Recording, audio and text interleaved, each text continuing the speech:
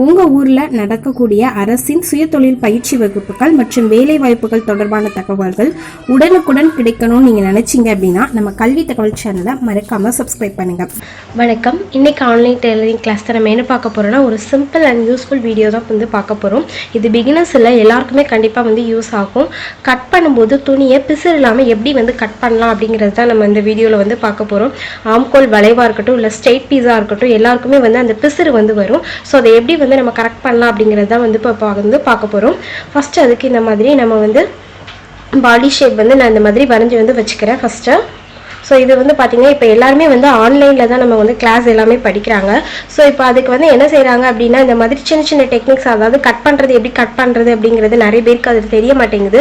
பிசுரோட cut பண்ணிவிட்டு திருப்பி cut பண்ணும்போது அந்த பிசுரை கட் பண்ணுறாங்க. அந்த நேரம் வந்து அவங்களுக்கு அளவு வந்து மாறதுக்கான வாய்ப்பு இருக்குது. ஸோ இப்போ இதை எப்படி வந்து கரெக்டாக கட் பண்ணலாம் அப்படிங்கிறத வந்து இப்போ நம்ம வந்து பார்க்க போகிறோம். ஃபஸ்ட்டு வந்து சிசரை இந்த மாதிரி பிடிச்சிக்கோங்க. பிடிச்சிட்டு நல்ல சிசரை வந்து உள்ளே வர துணிக்கு உள்ளே வர விட்டுக்கணும்.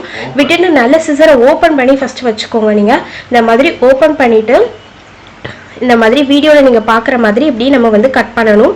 எந்த காரணத்துக்கு கொண்டும் நீங்கள் ஃபேப்ரிக்கை திருப்பக்கூடாது. சிசரும் நீங்கள் வந்து கரெக்டான டைரக்ஷனில் கொண்டு போகணும். அதாவது நேராக நேராக வந்து கொண்டு போகணும்.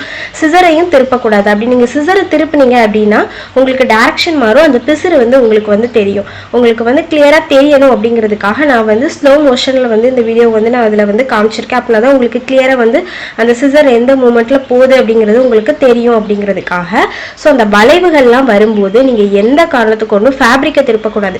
சிசரை மட்டும் லைட்டாக அந்த வளைந்த ஷேப்புக்கு தகுந்த மாதிரி திருப்பிட்டு இந்த மாதிரி நீங்கள் கட் பண்ணணும். அப்படி கட் பண்ணால் மட்டும்தான் பிசுறு இல்லாமல் நீங்கள் வந்து கட் பண்ண முடியும்.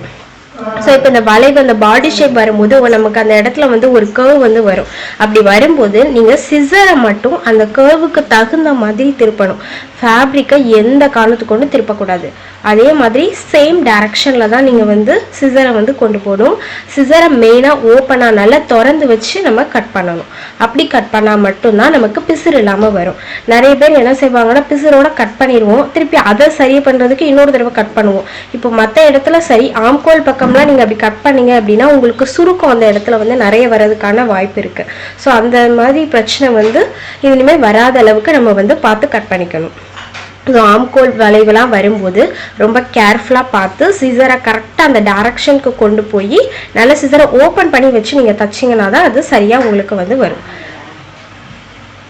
ஸோ இந்த மாதிரி கரெக்டாக அந்த பார்த்தீங்கனாலே உங்களுக்கு தெரியும், ஒரு பிசுறு கூட நமக்கு இல்லை. அந்த கர்வை வந்து பார்த்தீங்கன்னா எவ்வளோ அழகாக வந்திருக்கு அப்படின்னு சொல்லி நீட்டாக.